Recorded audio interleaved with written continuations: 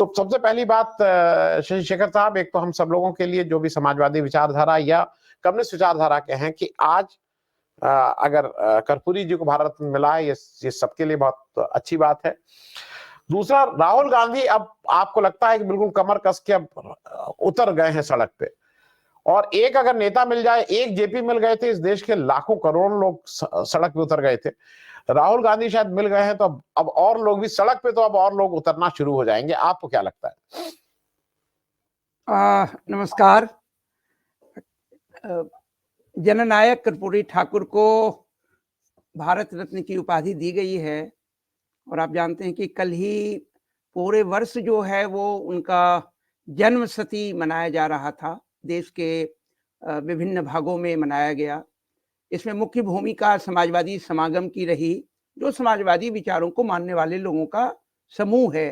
वो सभी राज्य, सभी क्षेत्र और सभी जगहों से आते हैं, सभी तरह के उसमें लोग हैं, और वो मना रहे थे। और कल पटना में समापन समारोह था, और शाम ढलते जो है, बल्कि समारोह में मांग भी की गई थी कि कर्पूरी जी को भारत रत्न की उपाधि दी जाए।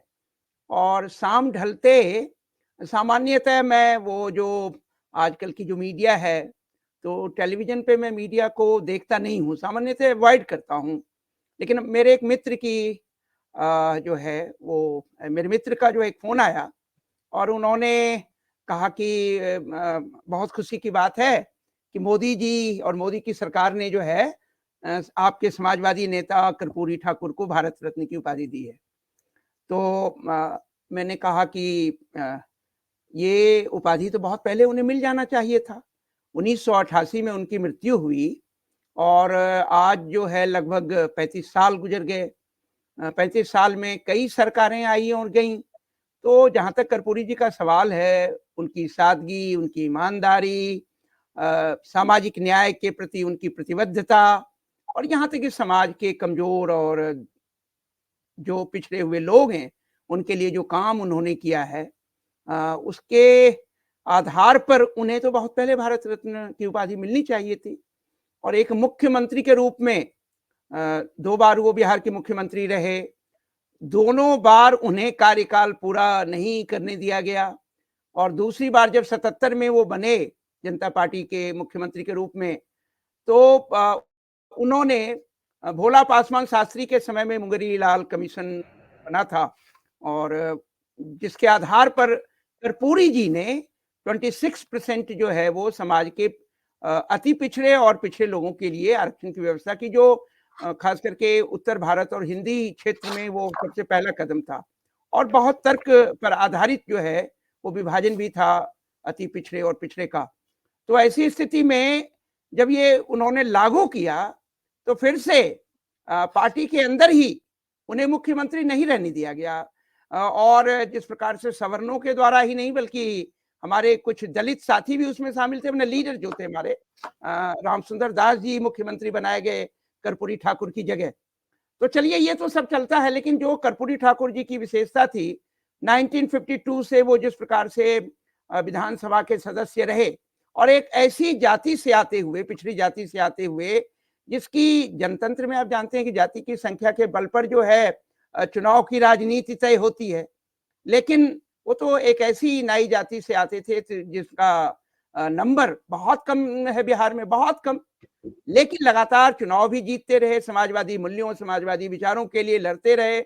और ये बात भी कही गई है कि जिस प्रकार से कर्पूरी जी को आरक्षण लागू करने के लिए उन्हें चीफ मिनिस्टर से पार्टी के ही लोगों ने षड्यंत्र करके हटाया, बल्कि बाद में मधुलिमा ने इस पे लिखा भी था कि अगर कर्पूरी ठाकुर को हटाने में मोरारजी भाई की भी भूमिका थी, और यदि मोरारजी भाई इस भूमिका का निर्वहन नहीं करते, हो सकता है कि 79 में जो जनता पार्टी की सरकार जिस प्रकार से आंतरिक कलह के कारण और दोहरी सदस्यता के कारण जो है वो हट गई, तो हो सकता है कि मोरारजी भाई की सरकार नहीं गिरती। ये मधुलिमा जी का, समाजवादी मधुलिमा जी का उसमें बयान है। तो खैर, ये जो भी है, विलंब से ही सही, ये एक स्वागत योग्य कदम है। लेकिन जैसा आपने भी कहा, और हम सब भी इस बात को बहुत भलीभांति समझते हैं कि आखिरकार मोदी जी को,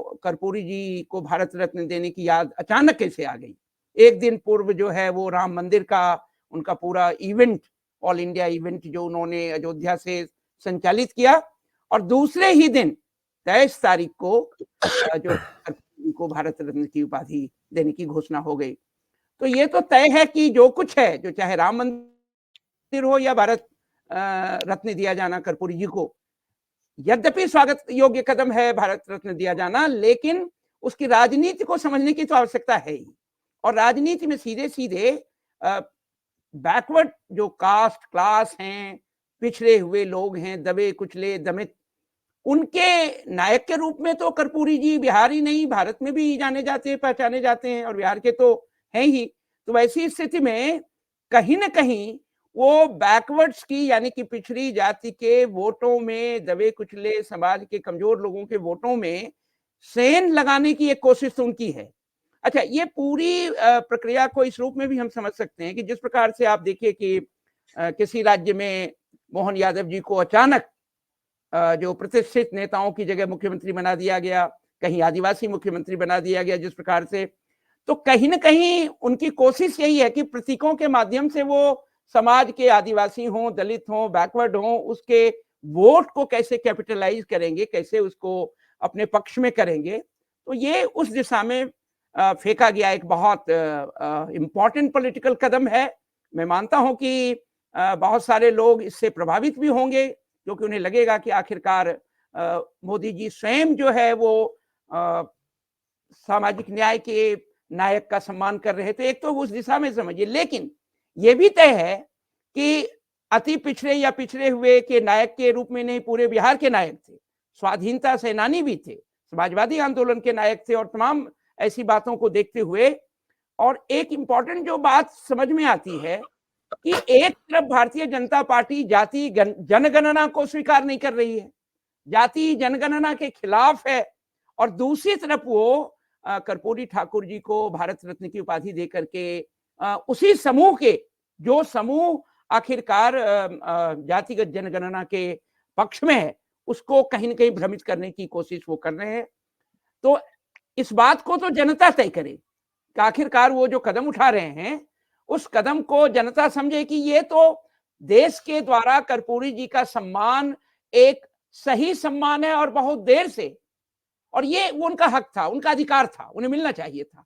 तो ये तो जनता उसको स्वीकारे, लेकिन दूसरे पक्ष को, जो उसके पीछे बैकग्राउंड में जो पॉलिटिक्स है मोदी जी की और भारतीय जनता पार्टी और तमाम, इसको समझने की आवश्यकता है, और इसमें भ्रमित होने की आवश्यकता नहीं है। मुझे लगता है कि ये बात जरूरी है। और दूसरी बात जो आपने अभी राहुल गांधी का जिक्र किया, देखिए हम लोग जो समाजवादी विचारों में विश्वास करते हैं, तो लोहिया के इस कथन को बार बार दोहराते हैं कि वह सड़कें अगर आबाद रहेंगी तो संसद की आवारगी जो है नहीं होगी। इसका मतलब सिर्फ सीधा है कि भाई जनतंत्र में जनता की लोक शक्ति को मजबूत करने के लिए उन्हें निरंतर चौकस रह करके और सड़कों पर आंदोलन करना। आंदोलन का मतलब ये नहीं है कि आंदोलन कोई प्रोफेशन है, कोई व्यवसाय के रूप में करना है, हमें आंदोलन तो करना है जी, नहीं। यदि मुद्दे हैं समाज के कमजोर लोगों के लिए, समाज के दलितों या समाज की महिलाओं या पीड़ितों के लिए, जो भी मुद्दे, आर्थिक मुद्दे से लेकर के तमाम जो मुद्दे हैं, उन मुद्दों को के लिए निरंतर संघर्ष की आवश्यकता तो है। और यही कारण है जो आप बार बार जिक्र कर रहे थे कि स्वतंत्र भारत में भी जिन लोगों ने आजादी के संघर्ष में ब्रिटिश साम्राज्य के खिलाफ जेल गए, वो स्वतंत्र भारत में भी कई बार जेल गए, संघर्ष किया, आंदोलन किया। और मजे की बात यह है कि आखिरकार जो जयप्रकाश नारायण देश की स्वाधीनता संघर्ष में कई बार जेल गए, जेल से भागे भी, फांद करके भाग गए, वो महानायक जो है वो भी अंततः स्वतंत्र भारत में जो है इमरजेंसी के खिलाफ, जब इमरजेंसी लगी तो उन्हें गिरफ्तार कर लिया गया। लोहिया जी तो खैर जेल जाते ही रहते थे, तमाम जो है चीजें हैं।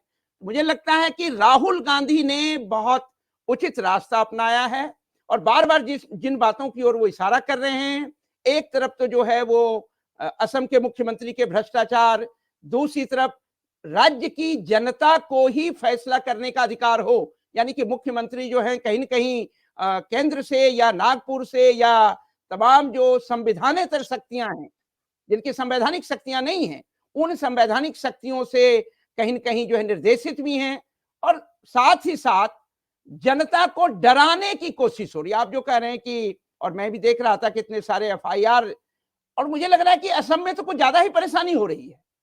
और असम में जब से ये हेमंत बिस्वा शर्मा बने हैं, कांग्रेस के ही थे, लेकिन कई बार जो दल से निकल करके दूसरे दल में जाते हैं और उन्हें सत्ता इनाम के रूप में दी जाती है, तो फिर उन्हें ज्यादा भक्ति दिखानी पड़ती है, उनको अपनी लॉयल्टी बार बार प्रूव करनी पड़ती है। तो इसलिए अपने राहुल गांधी जो पूर्व में उनके नेता रहे, पार्टी रही कांग्रेस, लेकिन अब जिस प्रकार का वो, कल मैं देख रहा था उनका एक थानेदार की तरह बात कर रहे थे। देखिए, अगर वो शहर में घुसेंगे, वहां मेडिकल कॉलेज है, नर्सिंग ये है वो है, तो हम तो उनके खिलाफ एफआईआर जो है वो लाएंगे, और उन्हें एफआईआर के बाद, चुनाव के बाद गिरफ्तार भी करेंगे। यानी कि उनकी योजना देखिए, लग रहा है कि पूर्व नियोजित है। और रही बात, ये बात तो पुलिस कर सकते हैं, जिनको लॉ एंड ऑर्डर, जिनको देखना है, जिनको ये मुख्यमंत्री इस प्रकार से बातचीत करें, इसका मतलब सीधे सीधे एक धमकी है।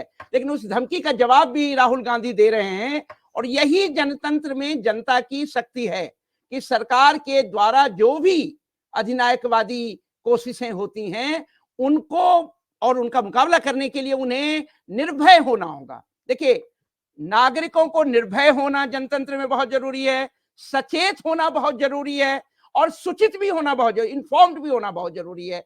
तो सक्रिय नागरिक का निर्माण जनतंत्र में लोक शक्ति को मजबूत कर राज्य की सत्ता पर जो निरंकुश शक्तियां अगर हावी हो गई हैं, तो उनका जवाब तो यही है। और राहुल गांधी माकूल जवाब दे रहे हैं, ये बहुत अच्छी बात है।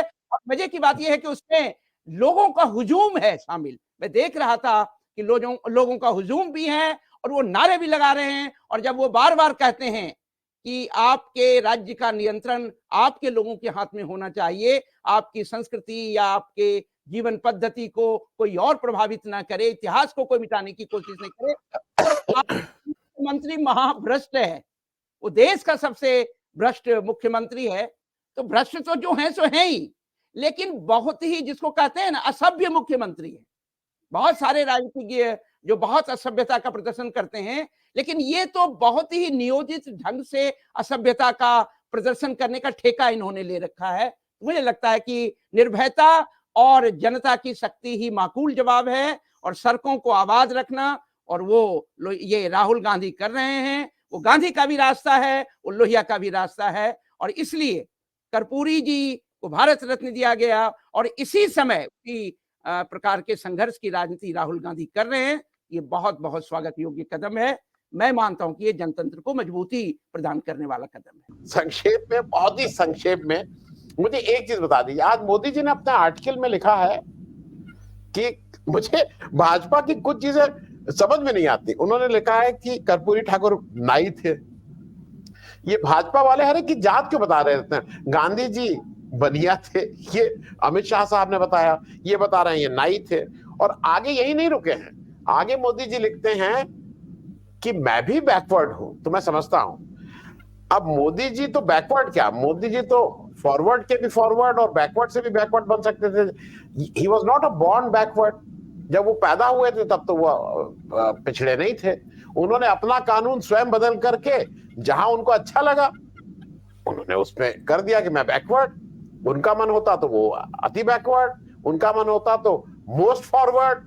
ये तो मोदी जी उस समय चीफ मिनिस्टर थे, खुद ही कानून बनाना था, कानून बनाने के अपनी जात को उन्होंने बैकवर्ड में डाल दिया। वो जन्म से बैकवर्ड नहीं थे। और ये मुझे ऐसा लगता है ये बात इंपॉर्टेंट इसलिए है, ये शायद नाई कह के, जैसा राकेश दीवान भाई साहब ने कहा कि कर्पूरी ठाकुर जी कोई एक बिहार के नहीं तो एक आंदोलन के प्रतीक थे। डॉक्टर लोहिया कहाँ के रहने वाले थे? आधे समाजवादियों को पता होगा, और बच्चों को नहीं पता होगा। उनकी जात क्या थी नहीं पता है। गांधी को अमित शाह जब चतुर बनिया कहते हैं, तो गांधी को बनिया के जानबूझ के उस ब्रैकेट में डाल के उनकी साइज को छोटा करते हैं लोग। मैं एक वेरी क्विक को, और इन लोगों को, एक मेरे साथी यहाँ कह रहे थे ब्राह्मणों को अच्छा नहीं लगेगा। अरे भैया, रामानंद तिवारी वहां के सबसे बड़े एक समाजवादी नेता, वो उनके साथ सहयोगी थे, कंधे से कंधा मिला के कर्पूरी जी के साथ थे। बिहार की धरती, ये जात पात तो अब आई है भाई, ये अभी की देन है, ये सब ऐसा नहीं था। प्रोफेसर शशि जरा इस पे जरा बता दिए, ये बीजेपी हर एक की जात क्यों बताती रहती है? आप भारतीय जनता पार्टी को आनंद भाई क्या समझते हैं, ये तो आप बताएंगे।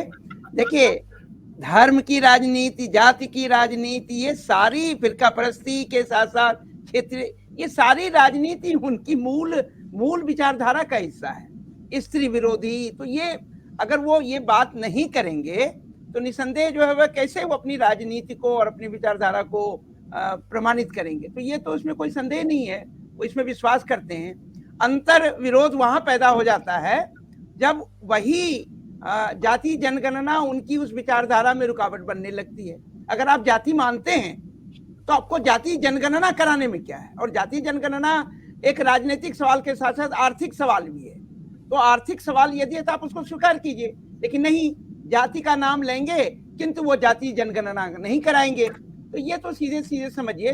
और रही बात कि अपने आप को बैकवर्ड घोषित कर देना, देखिए उनका रहन सहन जीवन, अगर आप देखेंगे एक तरफ कर्पूरी जी का रहन सहन जीवन आचरण आचार व्यवहार सोच, और एक तरफ इनका, तो आप समझ लीजिए कर्पूरी क्या थे।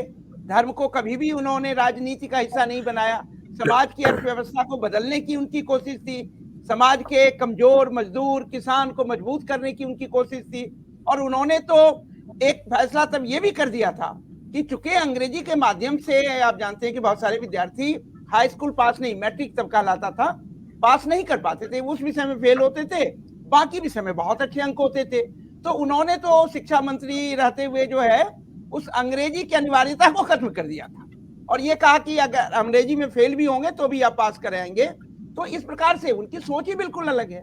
अब मोदी जी तो भाई अब पता नहीं, वो अपनी डिग्री भी नहीं बताते हैं, उनके लोग उनकी डिग्री नकली डिग्री की दिखाते हैं, वो कभी नहीं स्वीकार करते। दिल्ली विश्वविद्यालय में भी आए थे और दिल्ली विश्वविद्यालय के करस्पॉन्डेंट से उनके डिग्री का लोगों ने प्रमाण दिया है, हालांकि विश्वविद्यालय में है नहीं, विश्वविद्यालय ने स्वीकारा ही नहीं।